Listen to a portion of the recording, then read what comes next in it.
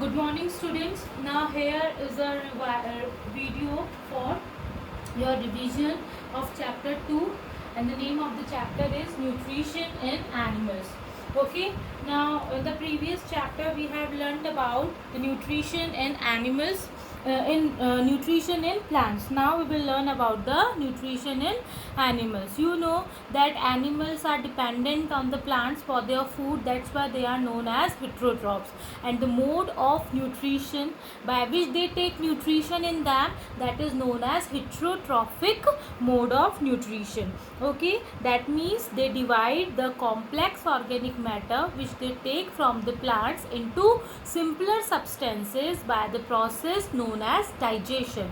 Okay, and at last they will get a particular nutrition from the food by this process, and that's why this mode of nutrition is known as heterotrophic mode of nutrition. Okay, and heterotrophic mode of nutrition as well as holozoic mode of nutrition.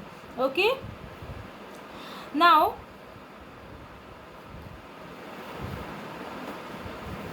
let's start with the first step of this heterotrophic mode of nutrition. Okay, now in this first step the term is ingestion. Ingestion means taking food in the mouth. First, what happens whenever we eat the food, we have to take the food inside our mouth, in our mouth, so that process is known as ingestion.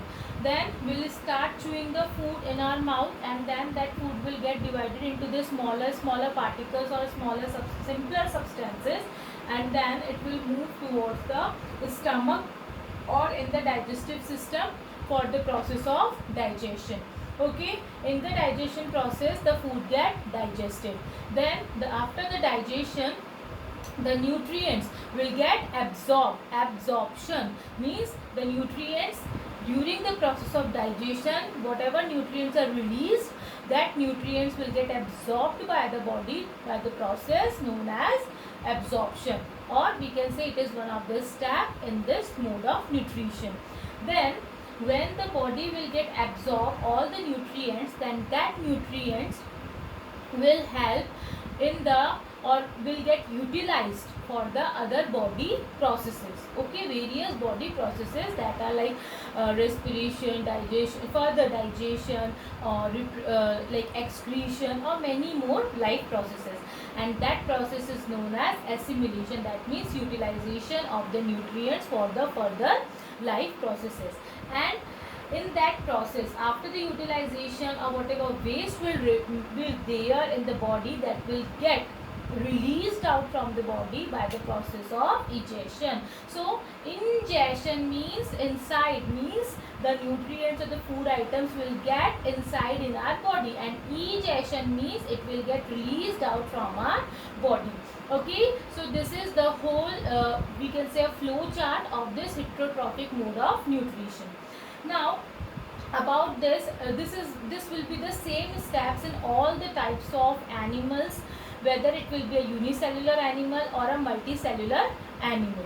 Okay, these are the basic steps or basic processes while taking the nutrition from any of the food item. Okay, now in this, when we will continue this chapter, then our next topic is nutrition in unicellular and multicellular animals. I have already told you that unicellular animals are those animals having single cell, only one cell will be there, then that type of animals are known as unicellular animals. And multicellular, more than one cell are there, the body will be made up of more than one cell, then that type of animals or the organisms are known as multicellular animal. Now there are some examples and the way how these unicellular and multicellular organisms will take their nutrition, then that we will discuss in brief.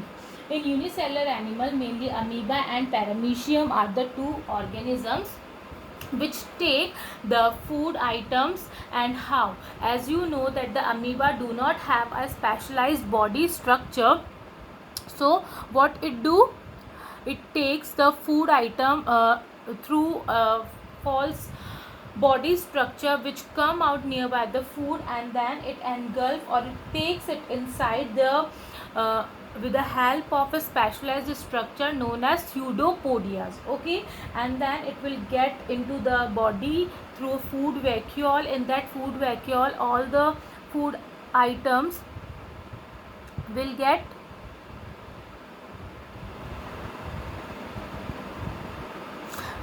engulfed. Okay, and then that food, whatever engulfed food will be taken up by the food vacuole, and that food vacuole are having certain enzymes. Through that enzymes the food will get broken down, and then the nutrition and then it will be converted into simple soluble form, and then it will be absorbed and assimilated by the body, and whatever waste product it will be thrown out, or the undigested product will be thrown out from the body. Okay, now next example is paramecium. In that, hair like structures are there on the body surface. Through that hair like structures, whatever food items were there nearby, the animal or the organism take in through that cilia, and then again the food vacuole will secrete some digestive enzymes, then it will get digested, and then whatever nutrients will be released out, it will get absorbed by the paramecium's body and assimilated for the further functioning of their body, and undigested food will get thrown out from the body. Now come back to the multicellular organisms. Multicellular are those organisms which have more than one cell. That's why they have specialized structures for their nutrition. In the unicellular organism, single celled body is there, so that single cell is only responsible for all the functions. But in multicellular, specialized structures are there for the further functioning of their body. So let's take an example of Hydra. Hydra has specialized sting cells that are known as or we can say they have specialized structures that are known as tentacles, and in that tentacles they have that sting cells which just sting, or which put the sting on the food material or the we can say insect, and that insect will get unconscious, or we can say it get died and paralyzed it, and then the hydra will just secrete some of the enzymes uh, which convert whatever nutrients which convert the nutrients present in the insect into the soluble form, and then they can absorb, hydra can absorb the nutrients and assimilate it or utilize it for the functional for the further function of its body, and the waste will be thrown out through the mouth only. Next one is spider. Okay, you are very well known about the spider, that how it trap its prey by making sticky web. Okay, what happens in that, whenever any insect will just trap inside that sticky web, then the digestive juices into the digestive juices will get secreted by the spider into the insect, or we can say the prey, and then the prey's body will get digested up and sucks up the means like the spider will sucks up all the nutrients from the prey's body and digest and get assimilated for the functioning of its own body. Now the next one is mosquito. Mosquito has a specialized tube-like mouth parts which is used for piercing and sucking the blood. Mainly mosquitoes are responsible for sucking the blood from the bodies, and that's why they are also known as parasites, and they can cause dangerous disease like malaria, dengue, etc. Next organism or next animal is housefly. You know that in the housefly also there is just a feeding tube, a tube-like structure which is responsible for secreting the saliva, and then it dissolves the food and make its liquid inside its body, outside its body, and then absorb that liquid inside its own body. Okay, the digested food will get assimilated in its body. In the butterflies there is a specialized structure known as proboscis. Okay, and that proboscis is a tubulous long structure which is responsible for sucking the nectar from the flowers. So that's how butterflies are just taking the nutrition from the flowers. Next one is frog.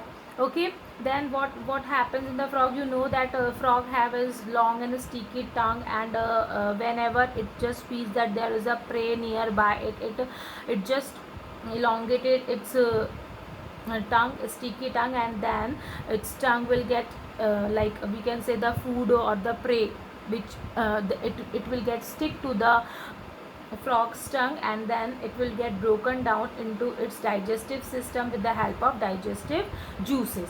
Okay, then the last one is vertebrates. Vertebrates are those organisms which have a spinal cord, or we can say which have backbone, like we humans.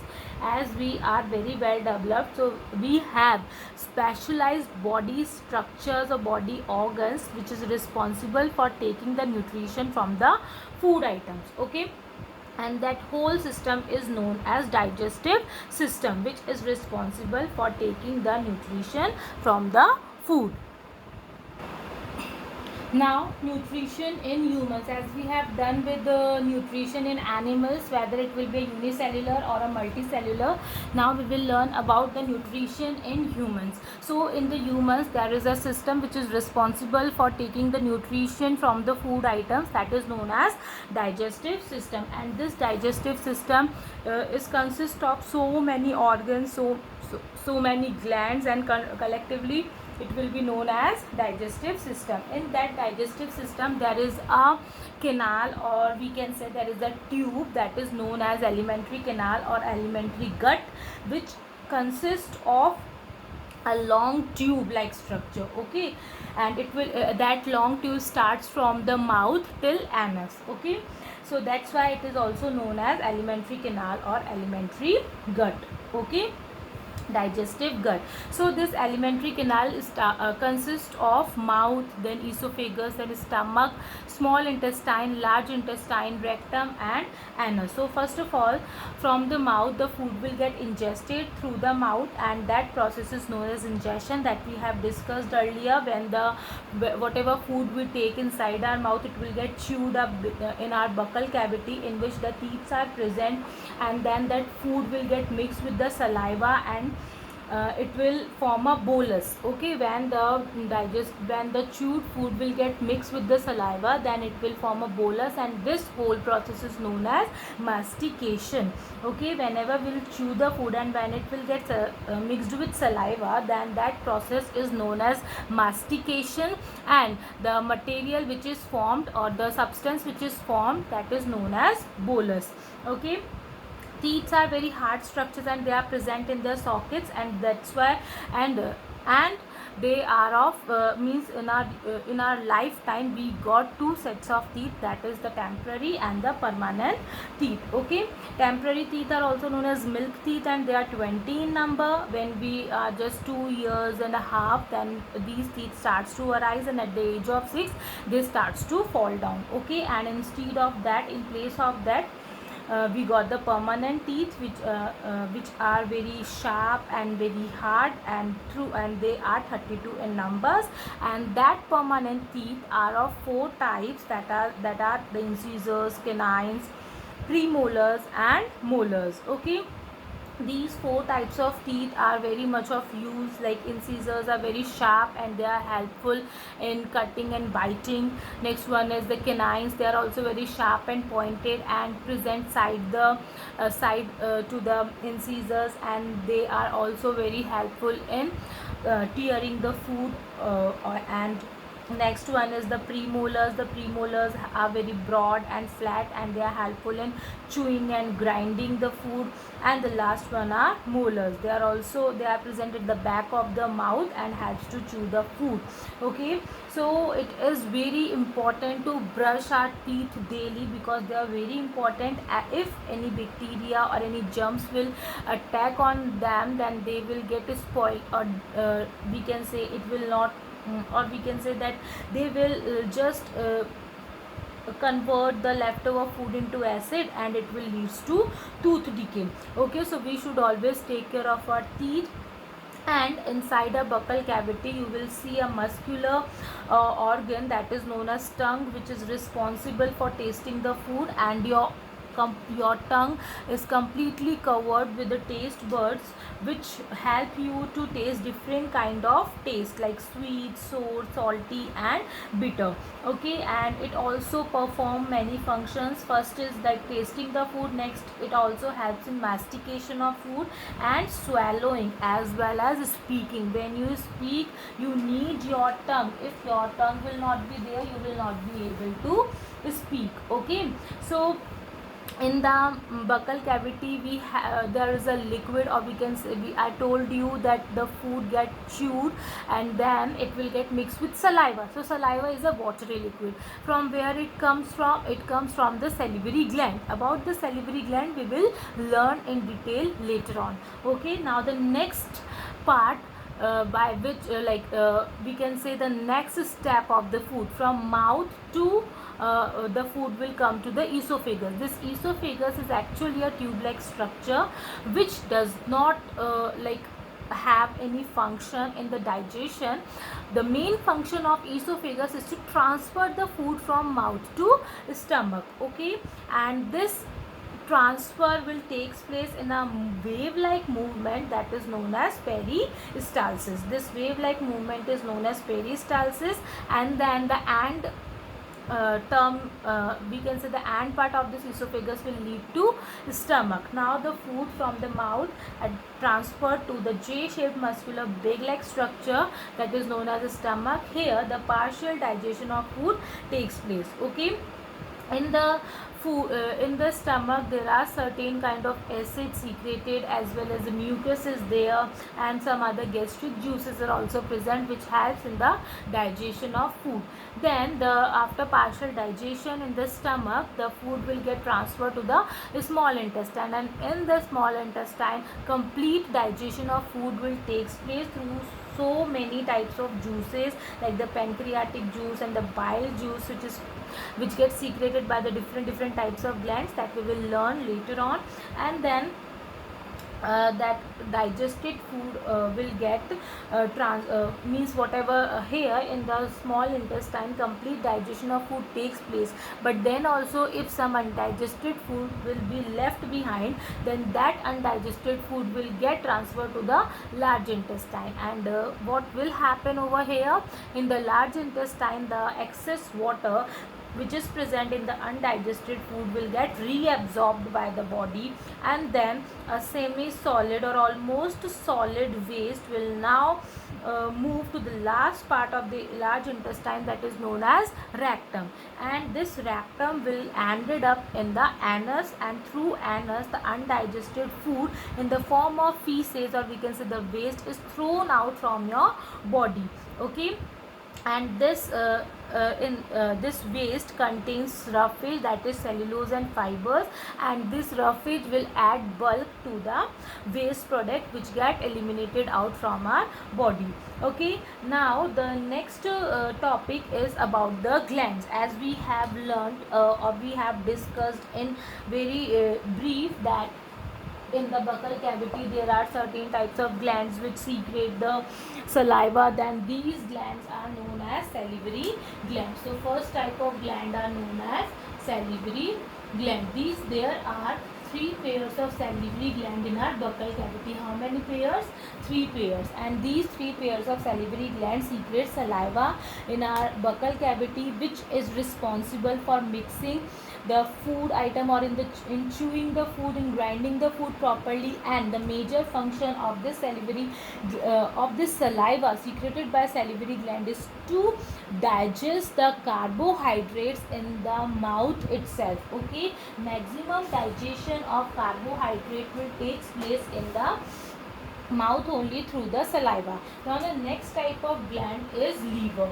Okay, this liver is also present near to the, like we can say, near to the stomach. Okay, near to the pancreas or just above to the stomach, and it is the largest gland of our body, and it is reddish brown in color. Why it is important? Because it secretes a juice that is known as bile juice, which break down the fat molecules. Fat means whatever ghee or oil you people eat, so that fat molecules will be broken down into the smaller fat molecules, by the action of bile juice. That bile juice is very important, and the process of breaking down of bigger fat molecules into smaller fat molecules, that is known as emulsification. What we call that process? Emulsification. Okay, that breaking down of bigger fat molecules into the smaller one. Now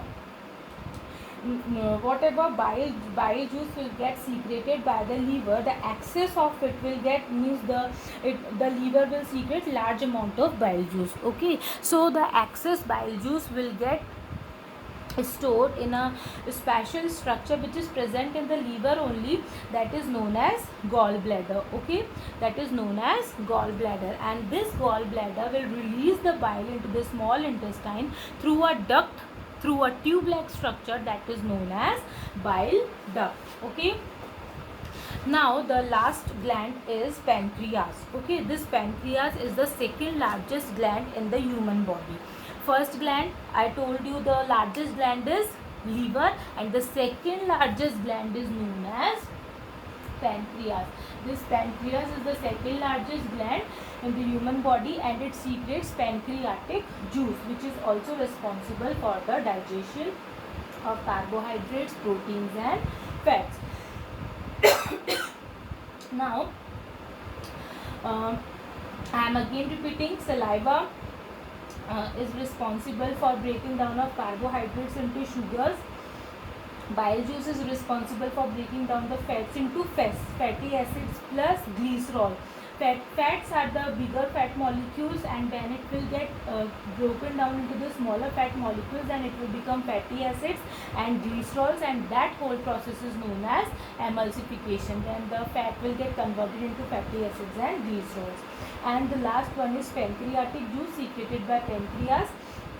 This will convert the carbohydrates and proteins and fats. It will help in the breaking down of these three nutrients. So starch will get converted into the simple sugars, and protein will get converted into the amino acids. Now the last topic of this chapter is nutrition in ruminants. Now nutrition in ruminants. So first of all, let us discuss what are ruminants. Ruminants are those animals, those cattle, like we can say the cow, goat, buffaloes, they are come under the category of ruminants. So ruminants is an animal that digests its food into two steps. Okay, first these animals regurgitate their food. Regurgitate means अपने food को पहले निगल करके वापस अपने mouth के अंदर ले आते हैं. ठीक है, first they swallow the food and then again they regurgitate. Regurgitate means to take the food again into their mouth for the further chewing and digestion. Okay, so all ruminants, that's why they are known as ruminants. Okay, now all ruminants are herbivores. First, an important thing is all the ruminants are known as herbivores, because as they are also known as grass eating animals. So they have broad mouths with broad front teeth. Okay, and ruminants also have grinding teeth to chew the food properly. And what happens in the ruminants, they first swallow the food, whatever food or whatever grass or the plants they eat, they first swallow it, उसको निगल जाते हैं, and then after some time they regurgitate. Regurgitate means to take back again that swallowed food, that semi-digested form, and known as curd. Okay, that is known as curd, C-U-D, curd. They again swallow back, regurgitate a semi-digested. Semi-digested means partially digested form, that is known as curd, and then they again chew the same curd thoroughly, and that process is known as rumination. When they chew again this curd, then that process is known as rumination, and that's why these type of animals are known as ruminants. Now this ruminant stomach has 4 parts. Okay, first one is rumen, then reticulum, then omasum, then abomasum. Okay, now what happens when the food will get eaten up by by any of the cattle, any of the cow or any of the ruminant, then it will just move inside through the esophagus into the rumen. Okay, now see what happens. This rumen is the largest chamber of the stomach in which it stores the food. The ruminants store the food. Okay, they swallow the food first here only and is partially digested into the curd. So I told you that the ruminants will partially eat the food and then swallow, and then they store whatever swallowed food in the rumen. Okay, so whenever they want to regurgitate the same food from the rumen only, it will again come back into their mouth through esophagus. Esophagus is again same tube like structure. Okay, now what happens, the next part is reticulum. So in the rumen there will be the storage of swallowed food which is and is partially digested into curd. Okay, now this reticulum chamber looks like a honeycomb. Honeycomb means एक छत्ती की तरह, very like we can say a small structure, reticulum. And this reticulum returns the curd back to the mouth for rumination. In the rumen, the food the swallowed food get stored. Then in the reticulum, if the ruminant want to, we can say if they want to again chew the food, then from the reticulum only it returns the curd back to the mouth for rumination. After rumination, the food is swallowed again and digested further. After rumination, again the food will get swallowed because it has to come down into the stomach, and then again the digestion takes place. Then next is omasum. This omasum is the smallest chamber where excess of water in the food is absorbed, just like the large intestine where the excess of water will get absorbed by the body. Okay, now the last part is known as abomasum. This is actually the true stomach. This abomasum is actually the true stomach of a ruminant, in which the gastric juices are secreted to aid. Aid means help digestion. The food is then sent to the small intestine after omasum. See, in the humans, what happens, stomach is there, and means then mouth, the esophagus, then stomach, then small intestine, then large intestine. But what happens in the ruminants, they have mouth, from the mouth they eat the food, from the esophagus food get transferred to the stomach. So this whole is a stomach. Okay, so what happens over here is just happening in the stomach. So this is the last part of the stomach where the gastric juices are present. So the proper digestion will take place in the abomasum. After abomasum, the food will get transferred to the small intestine. The food will get transferred to the small intestine, just like in the humans. Okay. Now, for the further absorption of nutrients, whatever grasses and the other plants, they contain carbohydrates called cellulose, which is not digested by humans, that we have discussed earlier also. And but these ruminants are able to digest the cellulose because they have a cellulose digesting bacteria and protozoa which are living symbiotically. We have discussed about the symbiosis, that they are profiting both of them together in a part of their digestive system, in the part of the ruminant's digestive system, that is called cecum. Okay, in the cecum part, this cellulose digesting bacteria and protozoa, they are living over there, and this symbiotic bacteria help the ruminants in digesting the cellulose, and they get food and shelter in return from the ruminants. Okay, so cecum is a sac-like structure which is located between the small and the large intestine.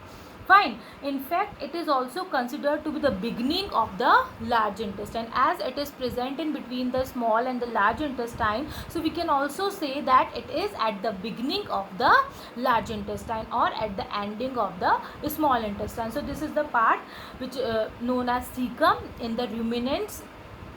We can say in the digestive system of the ruminants, where the cellulose digesting bacteria and protozoa are living symbiotically and helping in the digestion of cellulose. So here we have done with our chapter 2. Hope you understood it very well. Okay students, thank you.